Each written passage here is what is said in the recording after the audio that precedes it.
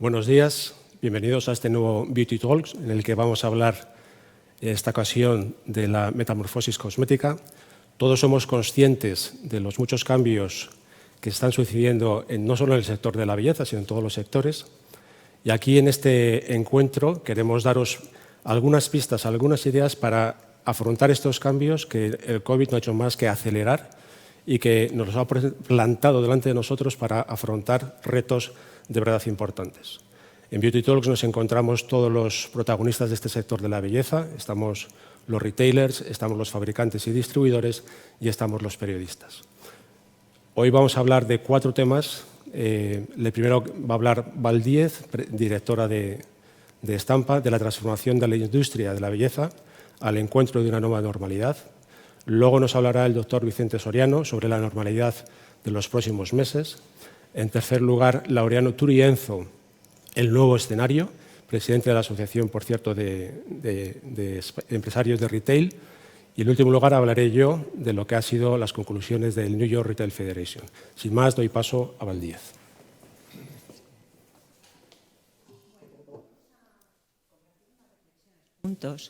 Sobre este proceso de transformación de la industria de la belleza, en eso que yo he decidido llamar el salir al encuentro de una nueva humanidad. Realmente estamos viviendo una situación que nunca habíamos conocido antes, ¿no? Y no solo la triste situación nos está atacando, sino que realmente todas las soluciones sensatas, las soluciones necesarias para salir de ella, nos distancian de alguna manera como sector. Nos están recomendando quedarnos en casa, teletrabajar, taparnos el rostro, no tocarnos. Nos están diciendo que las relaciones van a ser virtuales. Y todo eso nos hace plantearnos dónde queda la belleza, dónde queda eso que conocíamos hasta hoy. Pero si volvemos un poco a la primera afirmación, a que nunca habíamos vivido antes una situación como esta, sabemos que no es del todo cierto, porque hemos revisado en estos días, en estas semanas de confinamiento, cómo en 1918 se vivió tristemente una epidemia similar que asoló el planeta. La epidemia de gripe de 1918 fue tremenda, porque no solamente las cifras de fallecidos fueron muy superiores, se calcula que murieron entre 50 y 100 millones de personas, sino que además afectó a muchas personas jóvenes, a muchísimos niños. Y nos ha sorprendido descubrir en esos documentos antiguos que han circulado cómo las recomendaciones que se les daban a la población eran muy similares a las que ahora tenemos. Mascarillas, distancia, higiene. Y bueno, casi hemos visto con ternura esas fotos antiguas que nos hacían ver pues que estamos casi igual 100 años después. Vamos a ver un poquito más de cerca cómo debían sentirse esas personas, ¿no? Aquí en esta fotografía vemos 2 mujeres bellas, cuidadas, elegantes. Si vemos su mirada ahí tras esa máscara, es una mirada de miedo. Están aterrorizadas, está clarísimo en la fotografía a pesar del tiempo que ha transcurrido. Esa sociedad también tuvo que estar conmocionada, también tuvo que sufrir tanto o mucho más que nosotros. Y nos puede enseñar mucho, porque ¿qué pasó después?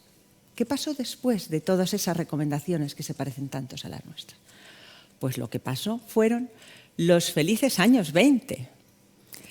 Sorprendentemente, tras tanto sufrimiento, después de una Primera Guerra Mundial durísima, después de toda esa pandemia, una sociedad efervescente, más creativa que nunca, más vital que nunca, emergió y pervivió durante mucho tiempo. Precisamente de la escasez se acortaron las faldas, se quitaron las mangas. De la no existencia de sombreros se pusieron plumas, se pusieron cintas, se cambió la música, los bailes y volvieron a tocarse. Claro que volvieron a tocarse mucho más que nunca antes. Los ojos se convirtieron en una herramienta de seducción, cambiaron los estilos de los peinados. Fue una transformación a la vida. Esa nueva humanidad lo que hizo fue ser más vital que nunca. Y nos enseña mucho. Y podemos preguntarnos, ¿dónde estaba la belleza entonces? ¿Dónde estaba esa industria? Pues En 1920, Coco Chanel y Ernest Beaux estaban eligiendo su mítico Chanel número 5. Estée Lauder, Elizabeth Arden, un jovencísimo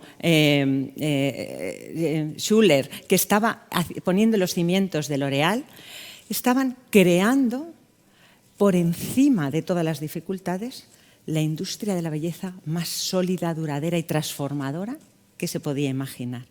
Incluso el mítico lipstick fue patentado en 1924 por Seaman. Y aquí vemos en estos dibujos cómo la patente se aceptó en 1926.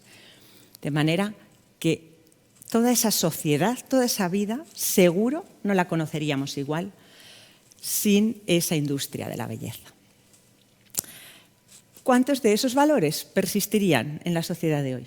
Pues seguramente muchos de ellos. Muchos. Claro, ahora estamos ante un reto transformador de nuevo. Un reto donde han cambiado valores, donde vamos a tener que redefinir algunas cosas, redefinir los propósitos.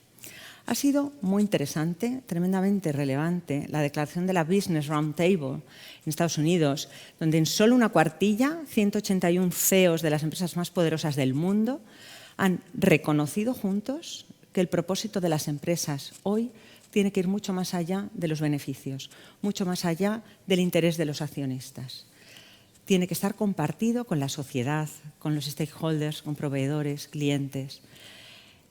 Y no solamente fue un documento revolucionario en agosto de 2019, sino que hace muy poquitos días, en junio de 2020, conociendo verdaderamente el escenario en el que estamos, lo han ratificado. Las empresas han de tener un propósito.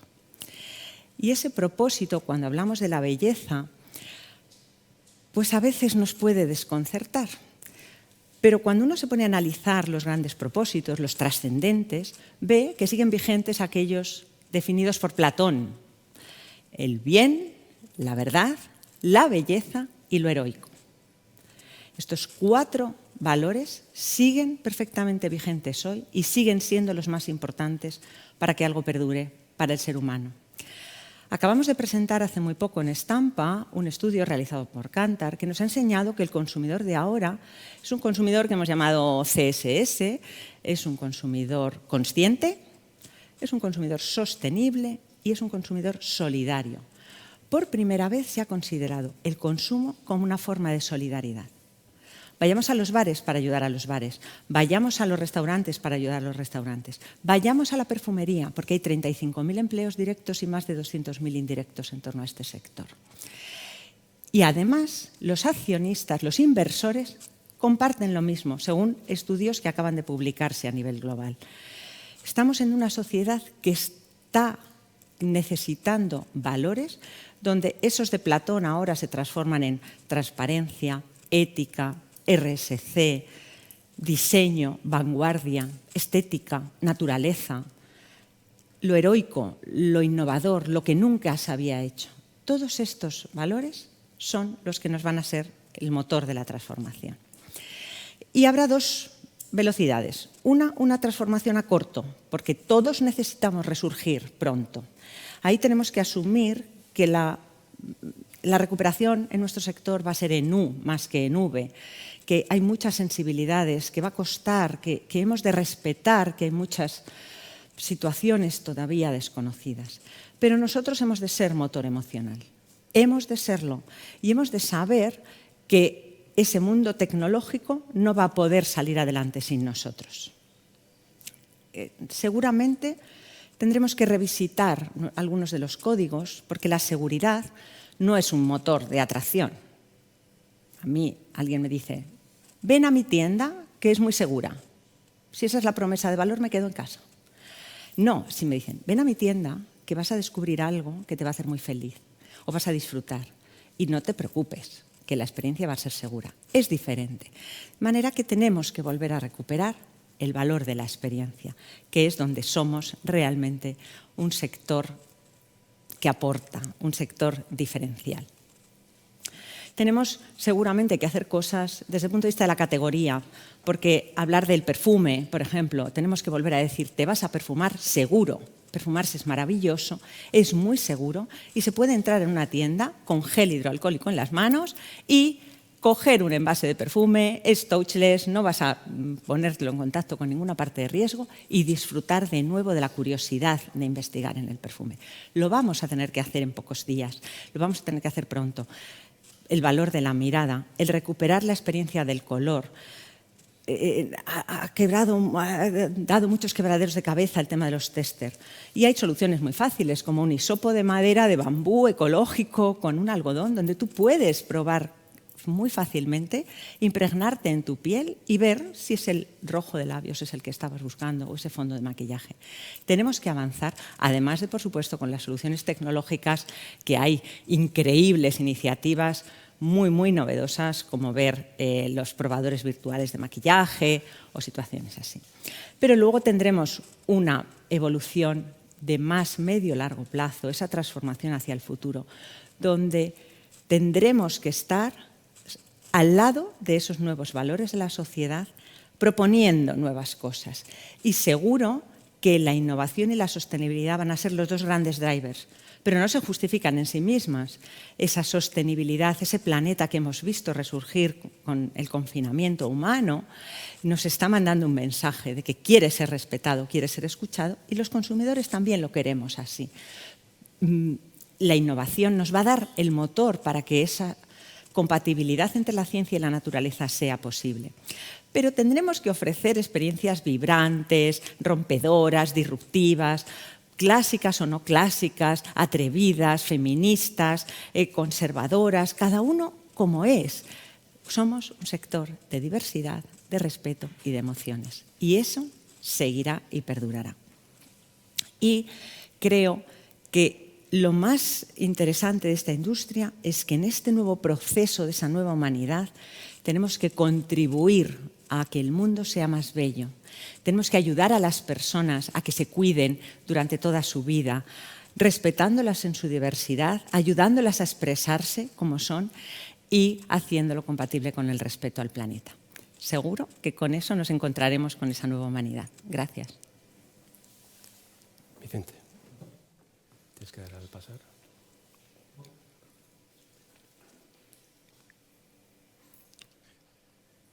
Buenos días. Soy médico, me dedico a enfermedades infecciosas y, en primer lugar, quiero agradecer a los organizadores de la reunión haberme invitado, especialmente a Miguel Postigo. Yo voy a dar un poco la visión desde el punto de vista sanitario de lo que se avecina o lo que puede preverse para las próximas semanas, meses. No con mucha seguridad por la incertidumbre que hay, que quiero reconocer desde un primer momento, pero sí con datos que nos pueden ayudar a tomar algunas medidas que nos ayuden a poder saborear todo lo que nos han expuesto en la primera charla. Cuando preparé esta presentación lo hice pues a raíz un poco de los comentarios que había tenido con Miguel Postigo y las dudas más probables que podría haber, ¿no?, sobre los puntos que ven en esta diapositiva, ¿no?, sobre el significado de los brotes que estamos escuchando, si habrá una segunda ola, si habrá un segundo confinamiento o más confinamientos a lo largo de las próximas semanas, meses, si va a salir una vacuna, todas las dudas que hacen que estemos en casa, que la experiencia del confinamiento la tengamos todavía muy presente y nos dé miedo tener iniciativas que nos hagan de alguna manera resucitar a la vida normal, ¿no?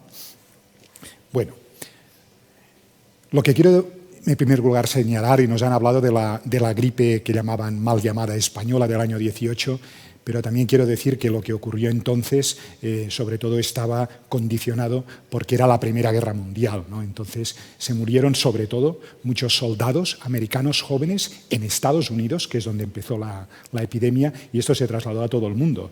Pero si la causa de la muerte eran las bombas, el hambre o la gripe, estaba poco claro. Esto de ahora es totalmente distinto. Somos un mundo muy desarrollado, aparentemente en paz en muchos lugares y con una soberbia, un convencimiento de que vamos a transformar, que podemos transformar la vida, de que nos podemos volver hasta cierto punto inmortales, ¿no? En diciembre tuvimos un congreso de longevidad aquí en España y parecía que el clock, el momento en el que podríamos poner probablemente fin a nuestras vidas de una manera fisiológica en los próximos meses, serían los 150 años, ¿no? Pues nada más, unos meses después aparece un virus y nos pone en jaque a todos, ¿no? Esto empezó en enero, diciembre, enero, y lo que ha hecho es dar la vuelta al planeta pues con los picos pues pronunciados a medida que ha ido progresando pues desde el este hacia el oeste, ¿no? Y ahora actualmente pues los picos más importantes están en América, tanto en Norteamérica como en América Latina. También en África subsahariana, aunque tenemos poca información creíble de ese lugar. En el momento actual, pues anteayer, alcanzamos los 10 millones de casos confirmados en el mundo y 500.000 personas muertas, ¿no? Esto, para ser realista, se tiene que multiplicar probablemente por 5 o 10, pues porque mucha gente que ha tenido síntomas no se ha testado y luego muchas de las muertes han sido directas o indirectas, sin diagnóstico previo, y eso es muy difícil y será muy difícil hacer una estimación fehaciente.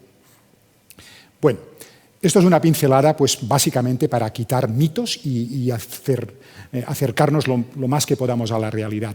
Tenemos ya experiencias de otros coronavirus que han producido pandemias o lo han intentado en los últimos 20 años. De hecho, en el año 2002 hubo la primera, el SARS, que algunos se acordarán, un virus también nacido en China y que producía la mortalidad en 1 de cada 6 que infectaba, ¿no? Esto pasó a Hong Kong, donde se pudo diagnosticar bien desde China, y luego a Canadá, a través de vuelos de personas que estaban infectadas, y allí se infectaron médicos, se pusieron medidas draconianas para retenerlo, y de manera sorprendente, lo digo así porque mejor de lo esperado, en 9 meses se acabó la pandemia por el SARS, y desde el año 2002 no ha habido más casos en el mundo. Ha sido una pandemia abortada. Solo hay experiencia de otra infección vírica curada en la Tierra, que es la viruela, y fue por la vacuna, ¿no? Bueno, en el año 2012 salió otro coronavirus, parece un poco de risa o de ciencia ficción, pero esta vez el reservorio era un camello, son camellos, en Arabia Saudí, y de manera lenta, como gotas, han ido saliendo diferentes casos confirmados pues en Asia, en Corea del Sur, en Estados Unidos, en Europa, pero son casos muy poco frecuentes, van goteando pues alrededor de 30-50 al año y está ahí. El reservorio continúa siendo el camello y se cree que son saltos distintos cada vez desde el camello a humanos que los atienden o los tratan. Y de golpe en el año 2019, como saben muy bien, pues en China, pues en la región central, una zona muy poblada, pues sale el coronavirus del COVID y bueno, quizás lo que quiero señalar aquí sobre todo es que no hace falta recurrir a escenarios pues, imaginativos, creativos, de que se escapó de un laboratorio o que manipulándolo pues, por falta de experiencia o con mala intención pues, se pudo generar el virus. No hace falta recurrir a esas interpretaciones. O sea, básicamente la falta de higiene, el hacinamiento de muchas personas, pues todos conocemos la población que hay en China, y el contacto muy próximo con animales son el caldo de cultivo para que haya salto desde virus de animales a humanos. Y por eso el SARS ocurrió en China y por eso el MERS ha ocurrido pues, en Arabia Saudí, en una zona en concreto donde todos los factores que he dicho, desde la higiene, el hacinamiento y el contacto próximo con animales, se dan allí. Y es previsible, por lo mismo, que en la medida que esto continúe, después del COVID, pueda ocurrir en algún momento otra zoonosis parecida a esta. El COVID no es una gripe, es más que una gripe. Los pacientes se ponen peores, se ponen malitos de verdad, especialmente la gente mayor. En cambio, la gente muy joven lo pasan de manera asintomática. Y la experiencia que estamos viviendo en los últimos días, que hacemos muchos más diagnósticos, porque a la mínima que hay uno positivo, le hacemos la PCR a los que tenemos próximos. Bueno, pues es gente más joven, gente que no tiene patologías de base, la mayoría son asintomáticos. Se acerca un poco más a la gripe, la mortalidad es cada vez más baja. Si ven la tele, pues en Estados Unidos, 40.000 casos diagnosticados cada día. La mortalidad es inferior a 100 diarios. O sea, nada que ver con lo que pasó en marzo, que la mortalidad pues era terrible, ¿no? La experiencia que vivimos aquí en Madrid, uno de los epicentros en Europa, fue algo tremebundo, ¿no? Pues porque llegaban los pacientes en autobuses, en ambulancias, de 5 en 5 de las residencias geriátricas, y no se les podía atender en urgencias, porque muchos médicos estaban enfermos y enfermeras o estaban en cuarentena, y algunos se morían en urgencias, ¿no? Esto es una experiencia terrible, de mala gestión, y es un mea culpa que debemos invocar, pero la parte buena es que es muy previsible que precisamente con lo poco que hemos aprendido esto no vuelva a ocurrir nunca más. O sea, una segunda ola nunca tendrá el perfil de lo que ocurrió en marzo.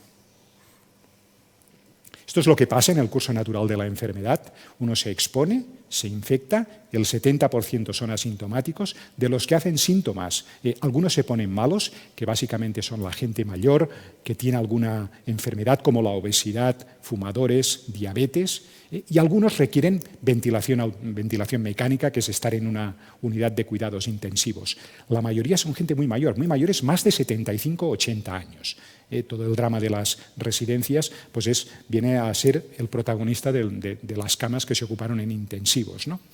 Y fallecen alrededor del 2-3%, pero la experiencia más reciente, los datos estos de Norteamérica, es que probablemente cuando aumenta el denominador, porque diagnosticamos muchos más, la mortalidad caerá por debajo del 1%. Bueno, estos son los factores predisponentes de gravedad, la edad que he comentado, pues comorbilidades, infecciones recientes por otros coronavirus, tenemos 4 más coronavirus que de manera estacional infectan a los humanos. Factores del inóculo, si uno está en una habitación cerrada con alguien tosiendo durante 3 horas, la posibilidad de que se infecte es muy alta. Si uno está en un jardín con cierta distancia, no hay nadie que tosa, el riesgo de que se contagie es bajísimo. O sea, el tema del inóculo. Estos son datos, lo pongo, es muy representativo, es de Estados Unidos, pero básicamente lo que viene a decir es que los que se mueren tienen más de 75 años. Los demás, algunos poniéndose muy malitos, gente joven, sale adelante. El tema de las superficies, cuando uno estornuda sobre una mesa, sobre una superficie, el virus ahí puede ser fuente de infección. Se creía que sí al principio, además de la emisión de partículas en aerosol al estornudar. Hoy sabemos que no. El peso de las superficies donde ha caído gotas de un estornudo, de la tos, es muy raramente fuente de contagio. Esto pues, ha ido perdiendo peso en la medida en que se ha visto que esto es un tema muy mecánico. O sea, se requiere concentración de virus infectivos, muchas partículas son defectivas, son virus RNA, y por lo tanto tendría uno que pasar la mano por un lugar donde uno ha estornudado y luego ponerse la mano en la boca o en el ojo. Básicamente la vía principal de inoculación es la nariz, porque es donde tenemos más concentración del receptor del coronavirus. Entonces, bueno, pues como tantas cosas en medicina no hay nada 100%, pero es bueno poner en la balanza que el tocar, con unas ciertas medidas de precaución, en los niños es muy difícil, pero en gente adulta pues probablemente impide que esto sea un mecanismo eficaz de contagio. O sea, relax con el tema de las superficies limpias. Hay que limpiar porque es fácil y barato, pero no obsesionarse. Bueno, técnicas de diagnóstico, no me quiero liar mucho con esto, pues son la PCR, técnica rápida, que es un poco incómoda, que es poner pues, un material que recoge exudado nasofaringio, o las técnicas de anticuerpos, que miden la exposición previa, asintomática o sintomática, al virus. Funcionan bastante bien, pueden mejorarse, se ha desarrollado todo en 2-3 meses y sirven para diagnosticar casos agudos y casos que lo pasaron hace 2-3 meses, ¿no? En Madrid, en el momento actual, epicentro de la epidemia en Europa, bueno, alrededor del 15-20% de la población se ha expuesto ya. Los datos del 5% del Ministerio de hace 2 meses es para toda España. Y a Lugo no ha llegado el coronavirus, pero en Madrid y en Barcelona sí, y es 1 de cada 5. ¿Eso es malo o bueno? Bueno, pues si estás para contarlo es bueno, pues porque te has expuesto, has sobrevivido y has desarrollado inmunidad. Esta inmunidad protectiva durará, para lo que se sabe en otros coronavirus, es 1 o 2 años. Suficiente. En 1 o 2 años es muy probable que las cosas hayan mejorado, que tengamos algún antiviral y que tengamos alguna vacuna. Esto es la secuencia de aparición, primero de la PCR, diagnostica incluso asintomáticos, y luego de los anticuerpos, que se mantienen durante 1 o 2 años.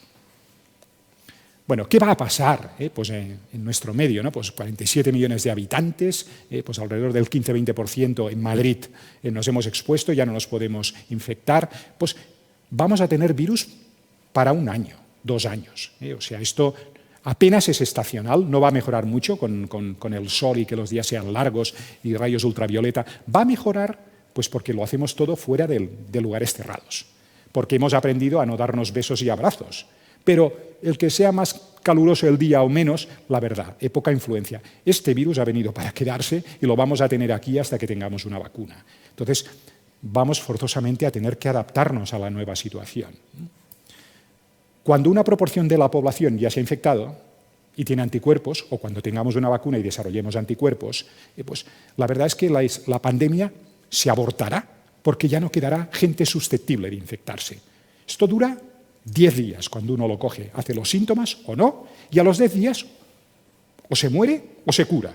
Y si se cura, que son casi todos, quedan inmunizados de una manera parcial o total durante 1 o 2 años, como decía. Esto es lo que explica esta secuencia.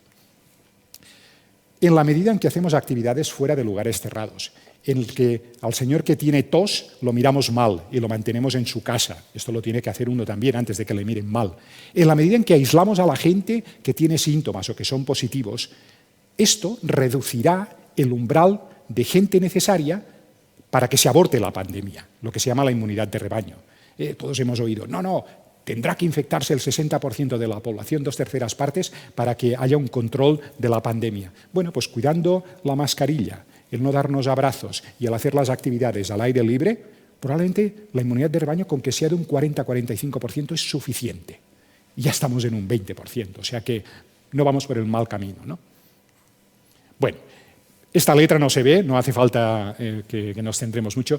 Lo he puesto porque hace 2 días que se publicó en una revista médica muy conocida que se llama New England, y es que no hay magia para lo que se avecina. Entonces, vamos a tener que cuidar todos los detalles pequeños del distanciamiento social, pues hacerlos vida, pues para que esto funcione. No vamos a tener antivirales eficaces pues para el coronavirus. Darán poco de sí, porque en lugar de estar con 8 días de moco, pues estaremos 6 o 5. ¿Y qué? ¿Y qué? Y del 2% que se ponen muy malitos, pues solo será el 1%. ¿Y qué? Cuando hablamos de 10 millones de infectados. La vacuna es distinto. Hemos de ir a por la vacuna, ese es el objetivo. Es un virus que muta poco, es muy probable, desde el punto de vista científico, que sea asequible, pero no va a ser antes de Navidad. Eso también es una expectativa un poco irrisoria. O sea, como mucho será después de Navidad, habrá una primera generación que será parcialmente eficaz, luego vendrá una versión 2, 3, y luego la que probablemente funcionará y se podrá distribuir de manera universal, más amplia. Bueno, segunda ola, como decía antes, no va a haber, porque el sistema sanitario está preparado, pues porque ya sabemos todos de qué va y no nos abrumamos, no nos pondremos de los nervios, pero vamos a continuar teniendo un goteo constante de casos durante el verano, que quizás aumentarán un poco en el invierno. Podemos tomar medidas como vacunar a toda la población contra la gripe, contra el neumococo en septiembre, para adelantarnos de que sean factores de gravedad, para evitar esta segunda ola. Bueno, ¿y el futuro? Pues el futuro es un poco lo que ya hemos ido comentando a lo largo de estas diapositivas. No me voy a alargar más, porque creo que me he alargado ya suficiente, y solo poner este mensaje para irnos a casa, ¿no? Pues que esto ha venido para quedarse y que hemos de volver a la vida normal en lo posible, sin miedo, pero sin riesgo. Y gracias.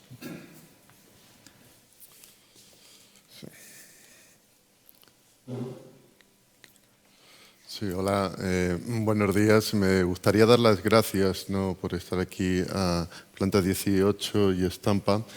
Y bueno, presentarme, soy Laureano Turienzo, presidente de la Asociación Española del Retail, y bueno, qué grandes presentaciones. Yo espero estar ligeramente a la altura. Yo de lo que vengo a hablar realmente es del consumidor, ¿no?, de cómo ha impactado toda esta nueva situación en los consumidores. Hablando de este nuevo escenario del que están llamando la nueva normalidad, que yo rehuyo muchísimo, ¿no?, porque realmente o es nuevo o es normal, pero las dos cosas a la vez es una antinomia.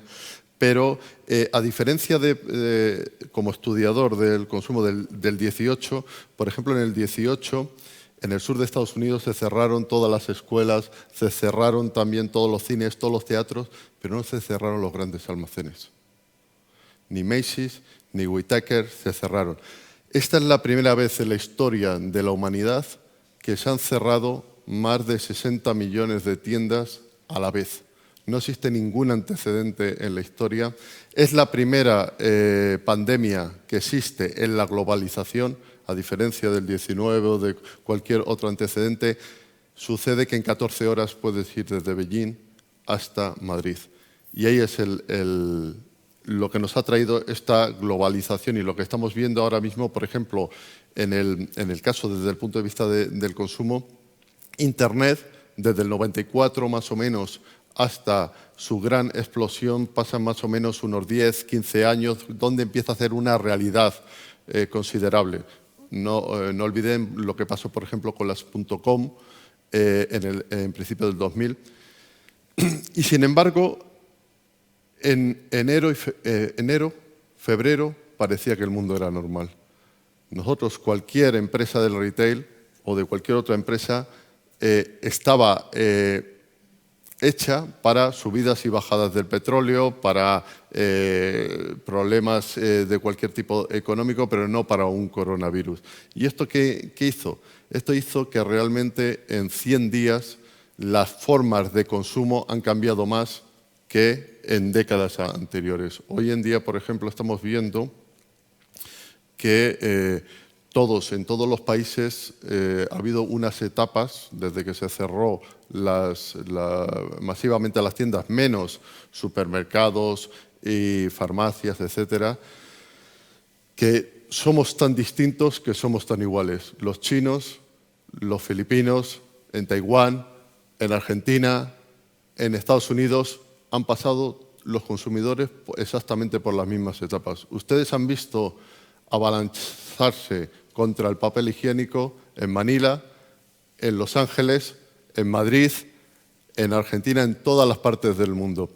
Nos está demostrando también en este aspecto la globalización. Su parte buena es que evidentemente las consecuencias son infinitamente más rápidas que en otra época, pero también nos ha demostrado esta crisis que como consumidores, en lo esencial, somos muy parecidos. En todos los sitios se ha disparado el comercio electrónico, en todos los sitios evidentemente ha habido un consumo de búnker que estaba hecho por vía el miedo. Luego ha habido un consumo de adaptación a la nueva situación, donde evidentemente todos nos hemos vuelto mucho más deportistas, donde evidentemente todos nos ha dado por cocinar en todas las partes del mundo y aprender a cocinar, donde nos hemos ido adaptando y luego estamos en otra etapa donde nos hemos ido acostumbrando, por ejemplo, al consumo digital. Se ha disparado en todos los sitios. Gente, por ejemplo, que jamás había estado digitalizada, personas con más edad, pues han empezado a consumir digital, el ocio, por ejemplo. Y ahora estamos en una etapa que, por ejemplo, en Asia están, que los chinos lo están llamando el consumo de venganza, que básicamente es como un hedonismo que hablaba antes de cómo regresaron después en el 20, no, ahora mismo, sobre todo en China, que también está muy influido por el gobierno chino, que ha metido más de 2 billones de tarjetas de consumo para propiciar el consumo, y ahora mismo, por ejemplo, la gente está consumiendo más cosmética, está consumiendo más perfumes, más juguetes, incluso hasta más ropa. Dicho todo esto, también decir que ha habido una caída fuerte de las ventas en las tiendas físicas, por una obviedad que es complicado vender cuando tienes la tienda cerrada, pero sí que ha habido como un traspaso de una década en cuanto a las ventas en online. Realmente la gente, en muchos casos, algunos consumidores, no han dejado de consumir, sino que han consumido vía otros canales.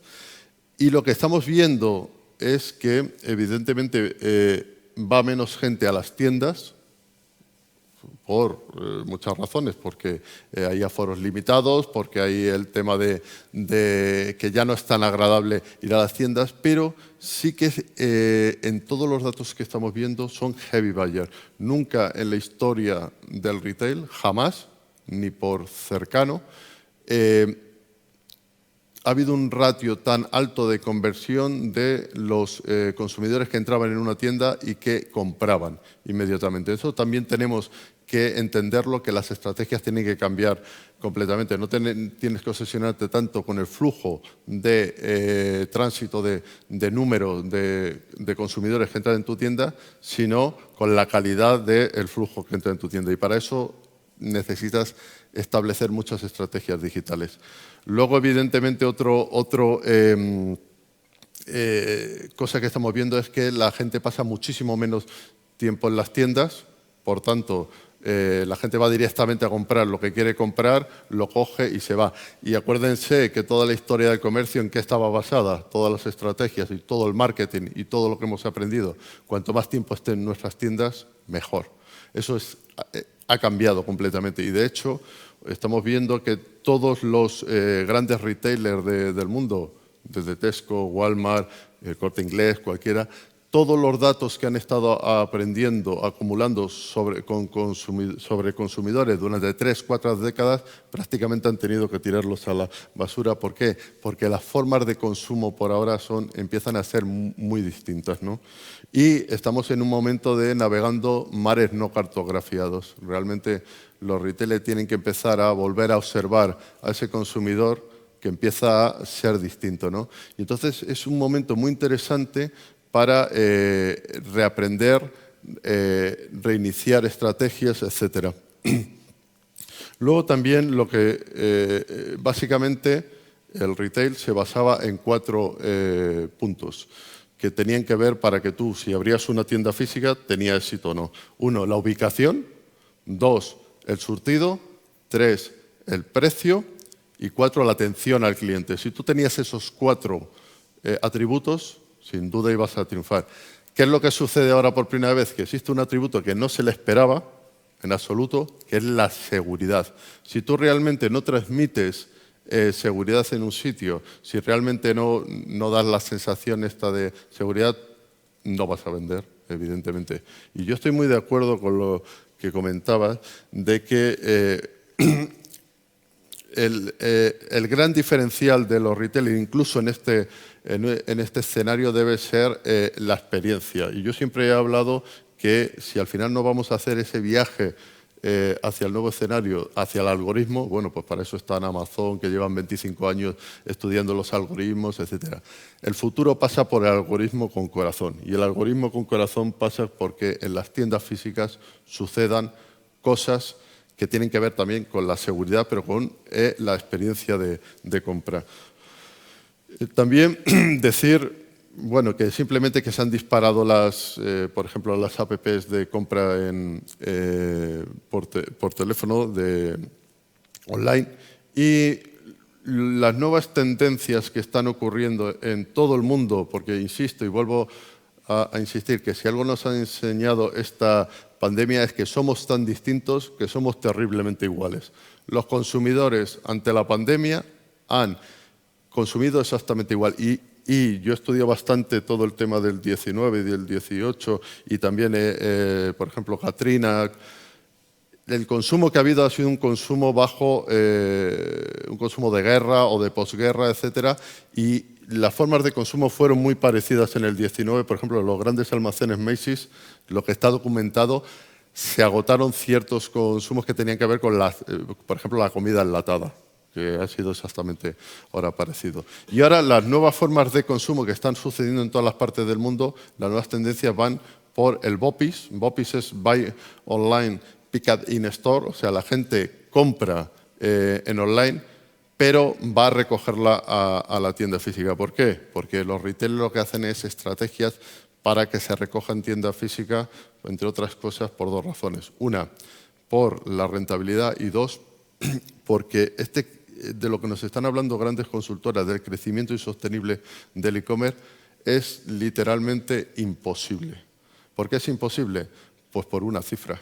El otro año se entregaron en el mundo, en el planeta Tierra, 100.000 millones de cajas a domicilios particulares. Eso es literalmente insostenible desde el punto de vista del medio ambiente. Hace 2 años se entregaron en el mundo 60.000 millones de cajas a domicilios particulares. El planeta, ni el retail, ni los consumidores estamos en este momento con una logística ecológica, ni con un cartonaje absolutamente ecológico como para sostener 100.000 millones de cajas entregadas. En China, en 18 días, a principios de mes, en el fiscal de compra 618, Alibaba, JD.com, etcétera, entregaron más de 2.000 millones de cajas por día en la China continental. eso es absolutamente insostenible. Por tanto, el e-commerce va a seguir creciendo, pero no puede ser de una forma como se está haciendo ahora mismo. Por tanto, los consumidores tendrán que seguir yendo a recoger muchas veces las cosas a las tiendas. Luego también el direct, directamente de las tiendas se va a entregar muchas cosas a los domicilios para hacer más ecológica la última milla. Luego también una de las estrategias que se está llevando muchísimo a cabo, y por ejemplo en el tema de la cosmética, de la perfumería, tiene mucho significado por la parte experiencial que tiene, que es la venta con cita. También se está llevando a cabo todo el tema de venta por telefónica, algo que era absolutamente olvidado del pasado. O sea, la venta telefónica había muerto, era algo que ya tenía el obituario, ¿no? Y de repente encontramos como señores como Leroy Merlin que venden 250.000 productos en una semana por teléfono, o MediaMarkt, etcétera, y por supuesto Best Buy en Estados Unidos, etcétera. Entonces, estamos regresando a esas formas que parecía que estaban ya fallecidas. Y, por ejemplo, también creo que una de la clave del éxito de los retailers en el futuro es aquellos que sean capaces de convertir lo trágico en lúdico. O sea, que realmente estamos viendo en este regreso a las tiendas físicas, o yo como analista estoy viendo, por ejemplo, que hay ciertos grandes retailers donde entras y los empleados parecen más vigilantes de seguridad que empleados de una tienda donde tienen que celebrarse cierta experiencia agradable de compra. Entonces, los retailers que sean capaces de entender eso, pues mucho mejor. El gran retailer a nivel mundial de su sector, que es Ulta, sus grandes estrategias están yendo muchísimo a esa parte lúdica de lo experiencial en la medida que es posible, pero también a digitalizar todas las experiencias de compra, ir a los domicilios de los consumidores vía digital e intentar que vayan a sus tiendas a recoger las cosas.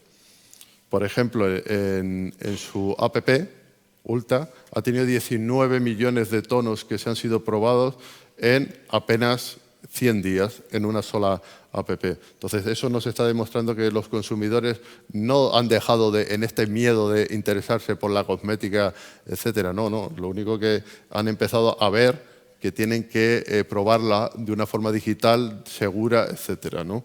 Y luego está por ver lo que va a durar esto en función de la evolución de la pandemia. Y luego estamos viendo otras cosas muy, muy interesantes, es como, que a mí me interesa muchísimo, como presidente de la Asociación del Retail, no olvidemos que el 92% del retail en España, en Europa, es más o menos, en el mundo mucho más, todavía son pequeños y medianos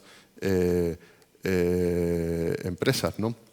Y estamos viendo casos fantásticos como peluquerías que están, cuando cerraron, ¿no? Pues están conectando con los consumidores digitalmente, ¿no? Por ejemplo, están vendiendo productos para el cabello y les están explicando con sesiones que están pactadas cómo se utilizan estos productos.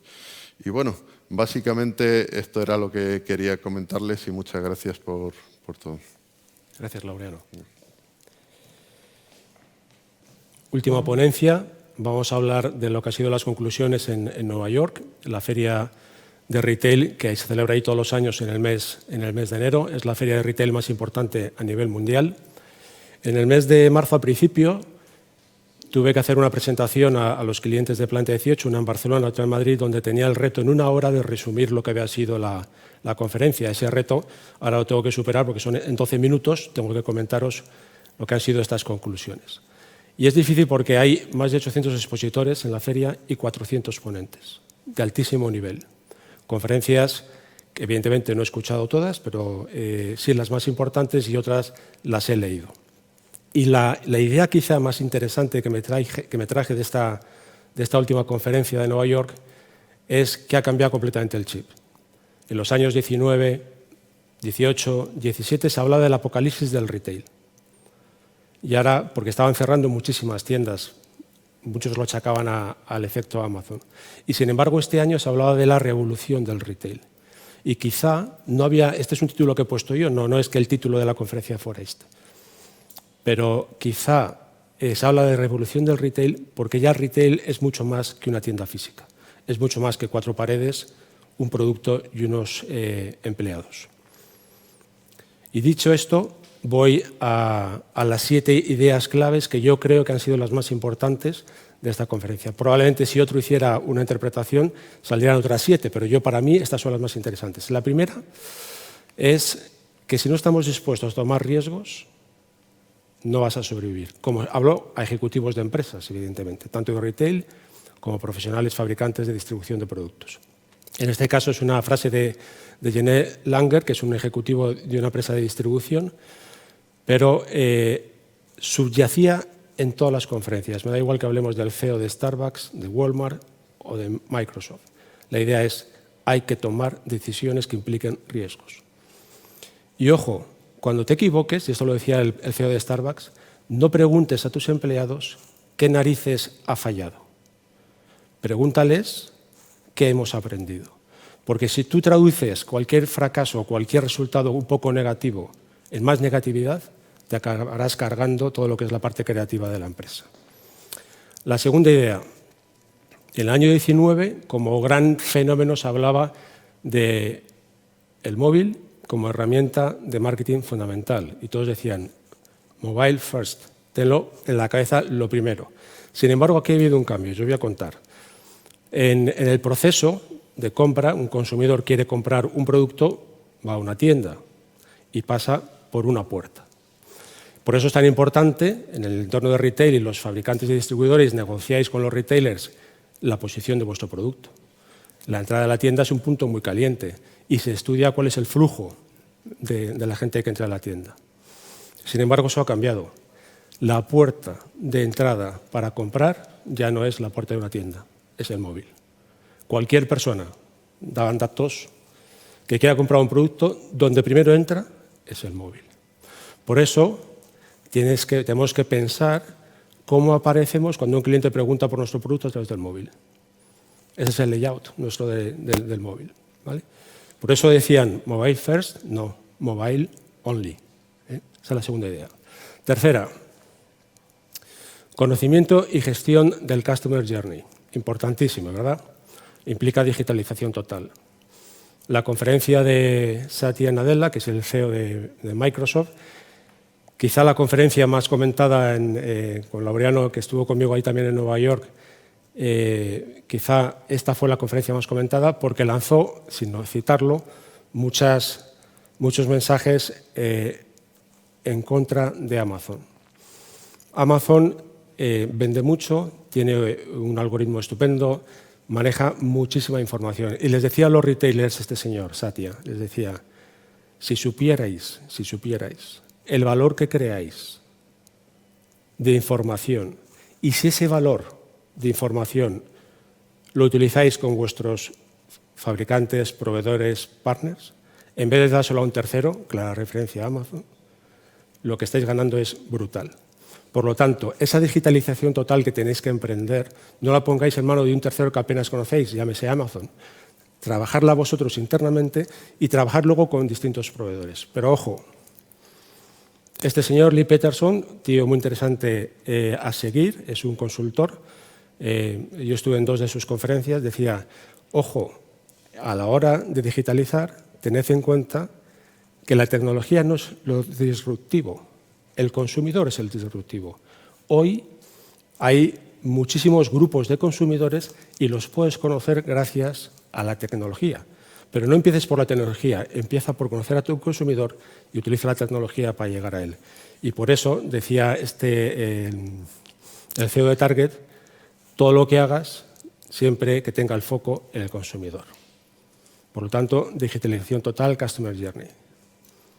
Cuarta idea, tienes que ir donde van tus consumidores. No esperes que ellos vengan a ti.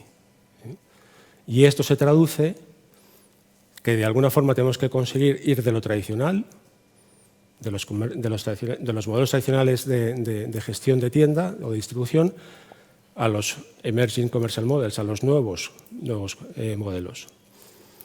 Dibujaban un prototipo. Un prototipo es la tienda de barrio, las cadenas de tiendas, por supuesto los outlets también, los department store, incluso un flagship que puedas tener o tiendas propias. Dicen, eso está muy bien y hay que seguir con ello, y hay que potenciarlo y hay que cuidarlo mucho. Pero ojo, mirar ya como pequeña muestra la cantidad de cosas nuevas que están surgiendo. Amazon es una de ellas, y Amazon ya hay muchas empresas que tienen un key account solo para gestionar Amazon. Pero hay otros muchos marketplaces, muchísimos más, que pueden representar tanto más que Amazon. Están los BOPIs que comentaba antes Laureano. Cómo se gestiona, y esto en el Big Show quizá fue lo más comentado, los BOPIs, como la gran revolución, que implica tener, a lo mejor showroom, implica tener sitios de entrega distintos, y luego todo lo que pone ahí, los pop-up stores, que es la agilidad en una tienda física para poder estar donde está mi consumidor en momentos concretos. Quinto, sostenibilidad. No tiene nada que ver con tecnología, pero esto, antes lo comentaba Val, en el nuevo estudio que habéis hecho con Kantar, salían dos ideas, social y sostenible. Sostenibilidad. Podemos tener un Beauty Talk solo y exclusivamente para hablar de esto en el sector, porque es lo que viene, esto sí que viene de forma definitiva para quedarse. Y hay un señor que no estuvo en la conferencia, que es Adel Aziz, que es un gurú del nuevo marketing, en el cual habla del nuevo consumidor. Y el nuevo consumidor no le gusta, exige lo social, exige que las empresas aporten algo a la sociedad, que no malgasten los recursos de la tierra. Y además hay un factor importantísimo ahora, que antes cuando una persona se quejaba, hasta que su grito llegaba más allá, podía pasar un siglo. Ahora mismo una persona se queja y las redes sociales en cuestión de horas ha recorrido el mundo. Por lo tanto, pensemos en estrategias de re-commerce. Y dar un dato, ahí tenemos una gráfica como el re-commerce está creciendo a los mismos niveles que el e-commerce creció en su día. Re-commerce es vender prendas, cosas ya usadas. Y hablaban de este caso que es muy interesante, es Yearly, que es que el futuro es del retail circular. Y daban más ejemplos, todos muy interesantes, pero aquí hay mucha materia que hay que trabajar. Sexta idea, los empleados como clave del éxito. Un empleado puede conseguir que todo el trabajo que hemos hecho para que la tienda esté hermosa, esté bien, para que haya un surtido adecuado, para que nuestra estrategia de precios sea buena, un empleado puede tirar todo por la borda. Con un mal gesto, con una mala cara, la importancia de los empleados. Y ahí hay Ed Catmull, que no estaba en el show, no dio ninguna conferencia, pero fue citado en un par de ocasiones. Este señor es el director, el CEO de Pixar, ahora Disney Studios. Dice, cualquier inversión que hagas el empleado es rentable, cualquiera. Y además tienes que conseguir que el empleado sea el primer fan de la marca. En España hay una empresa, es bueno decirlo, que ha conseguido que sus empleados sean los primeros fans de la marca. Tiene creo que 100.000 empleados o ronda los 100.000, se llama Mercadona. Sale constantemente en todos los entornos sociales de comunicación, medios de comunicación, lo bien que cuida a los empleados. Y lo notas cuando vas a las tiendas de Mercadona. Luego también estaba el director de Target, de Walmart, perdón, que decía, no todo además es cuestión de dinero, para nada. Es cuestión de planes de formación. Por eso Estampa y Planta 18 han creado Campus de Belleza, que es uno de los patrocinadores de este Beauty Talk, para dar formación a los empleados de la distribución, para conseguir que haya equipos muy bien formados cara a cara con el cliente. Y luego también estaba, decía, no solo es dinero, es formación, es potenciar los talentos de nuestros empleados. Hay empleados que tienen los talentos que desconocemos. Pues si el Departamento de Recursos Humanos se dedica, además de conseguir que tengan una productividad buena, saber en qué son buenos, tendremos unos equipos que de verdad den la cara por nosotros y sean los primeros fans de la marca. Y aquí había un dato en la conferencia del CEO de Starbucks, que yo pensé que iba a ser un hombre mucho más gris y me sorprendió enormemente. Hablaba de cómo los empleados son el motor de la innovación de la empresa. Y daba unas pautas muy interesantes de cómo lo consiguió. Pues tenemos mucho talento humano en los empleados que sean los motores de esa innovación. Y por último, bueno, no sé si me se ha dejado algo, no. Y por último, clave la experiencia del consumidor, que ya lo hemos hablado en las distintas conferencias, como clave para convertir los clientes en fans de la marca. Y aquí recurro una vez más a Kevin Plank, que es el CEO de Starbucks. Este hombre decía, nosotros nos dimos cuenta, cuando haces análisis de números, ¿verdad? Ahí tus Excels, 100 millones de cafés vendidos a la semana en todo el mundo. ¡Qué maravilla! Esto es estupendo. Hicieron una conclusión, 100 millones de vasos de plástico que estamos generando de basura. Esa es una de las conclusiones, ¿cómo damos la vuelta a eso? Y otra de las conclusiones que sacó es, y que no venía del CEO, venía del equipo ese de innovación que decíamos, es decir, podemos regalar 100 millones de sonrisas a la semana a la gente que nos compra. Estamos cambiando completamente la experiencia del consumidor. Regalar 100 millones de sonrisas. Eso es un punto maravilloso para la experiencia. Y otro, en un entorno donde Toys R Us quiebra en Estados Unidos, como sabéis, en el año 2019, por lo tanto, crisis absoluta del sector de juguetería, pues hay unos señores que deciden, pues vamos a montar una juguetería, y montan Camp. Lógicamente les criticaban diciendo, pues estáis locos, ¿cómo vais a montar una juguetería? Y ellos decían, es que realmente no es una juguetería, es una tienda de experiencia familiar. Cambia completamente el chip. No es una juguetería, estamos hablando de una tienda de experiencia familiar donde se venden juguetes. Pero no solo se venden juguetes, se venden además servicios, y esto es algo que tenemos que aprender. El producto casi siempre implica un servicio, y no solo tenemos que vender el producto, tenemos que vender el producto y el servicio que implica. Y en cosmética, en el sector belleza, casi todos los productos implican un servicio, una experiencia. Y aquí en esta tienda, un dato importante. Tú entras y ves una juguetería. Dices, no tiene nada de especial. Por un momento determinado, veis ahí en la foto del centro un niño empujando la estantería. El empleado ha dicho, empuja, a ver qué pasa. Y empuja. Y encuentra un mundo maravilloso detrás de esa estantería. El niño le da un vuelco al corazón y al padre que está detrás igual. Simplemente una estantería que se empuja. Qué sencillo, ¿verdad? Los empleados no son empleados cualquiera, los tenéis ahí a la izquierda, vestidos de azul. Casi todos son actores de teatro, son pedagogos, son gente que saben ilusionar a los niños. Bueno, última diapositiva, o casi última.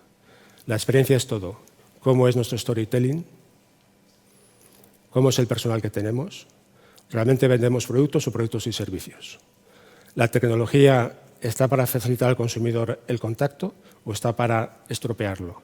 Y la innovación, que facilita toda la personalización, porque la innovación nos permite, la tecnología, tratar a cada persona con su nombre y apellidos.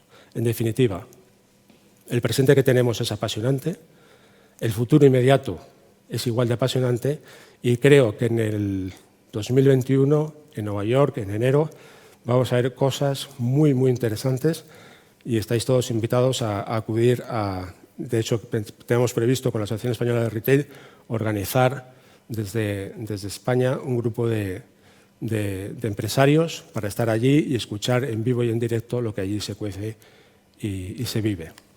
Y con esto, muchas gracias. Acaba los Beauty Talks, espero que hayan sido muy provechosos. Yo personalmente he aprendido mucho de Val, de Vicente y de Laureano. Espero que lo que he comentado también os haya sido de utilidad. Como digo, dentro de unos meses, no sé si 6 meses, 7 meses, 8 meses, la idea es con Stampa organizar uno nuevo.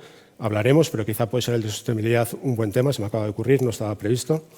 Y ahora no tenemos tiempo para preguntas, nos gustaría, pero seguro que tenéis ideas en la cabeza que queréis profundizar. Podéis preguntar en, no sé si se ve en pantalla o no se ve en pantalla, en beautytalks@planta18.com.